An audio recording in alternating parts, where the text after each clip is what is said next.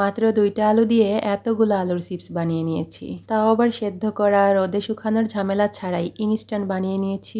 একদমই ঝামেলা ছাড়া ঘরোয়া উপকরণেই বানিয়ে নিয়েছি। এই চিপসগুলো আমি কিভাবে বানিয়েছি চলুন দেখা যাক। সো হ্যালো এভরিওয়ান, আসসালামু আলাইকুম সবাইকে। কথা না বাড়িয়ে কাজে চলে যাই। আমি প্রথমেই ফ্রিজ থেকে ঠান্ডা পানি বের করে একটা বলে নিয়ে নিয়েছি। তারপরে আমি পাতলা পাতলা করে 2টা আলু স্লাইস করে কেটে নিয়েছি। ওইগুলো এখন ঠান্ডা পানিতে দিয়ে দিচ্ছি। আলুগুলো কেটেই আমি ঠান্ডা পানিতে দিয়ে দিয়েছি, যাতে করে আলুগুলো আর কালো হবে না। আলুগুলো এভাবে ঠান্ডা পানিতে কয়েকবার ধুয়ে নিয়েছি।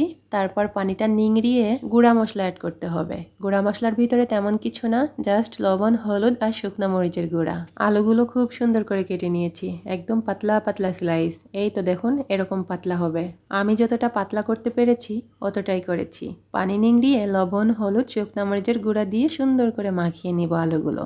লবণটা একটু কম করেই দিয়েছি, 1 চিমটি দিয়েছি। বেশি লবণ হলে আবার নুনতা লাগবে। এর সাথে চাইলে একটু ধনিয়ার গুঁড়া আর ভাজা জিরার গুঁড়া অ্যাড করা যাবে। আমার বাসায় শেষ হয়ে গেছিল, ওই জন্যই আমি দিতে পারিনি। আপনারা চাইলে দিয়ে নিতে পারেন। তো যাই হোক, আমি সুন্দর করে মাখিয়ে নিচ্ছিলাম। দেখতে হবে সবটা আলুর গায়ে সুন্দর করে লবণ হলুদ মাখিয়ে গেছে। তারপরে কিছুক্ষণের জন্য রেখে দিয়েছিলাম। এখন আলুর চিপসগুলো ভেজে নিতে হবে।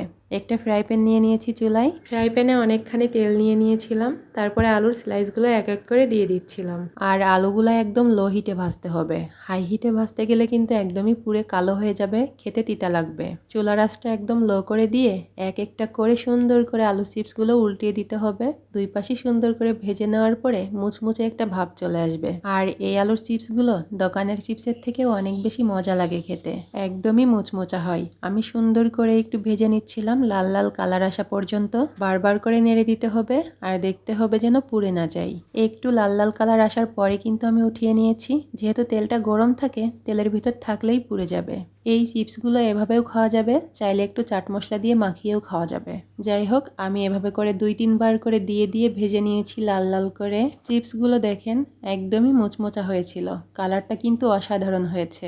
আমি আবারও কয়েকটা দিয়ে দিয়েছি। অল্প অল্প করেই ভাজতেছি, বেশি করে ভাজলে কিন্তু আবার পুড়ে যাবে।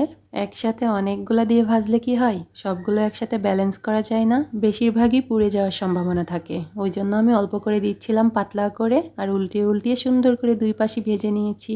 এই তো রেডি হয়ে গেল আমার ইনস্ট্যান্ট আলুর চিপস। আমার বাসাতে চাট মশলা ছিল না, ওই জন্য আমি নুডলসের প্যাকেটের মশলাটা দিয়ে দিয়েছি। ওটা দিয়ে খেতেও কিন্তু মজা লাগে।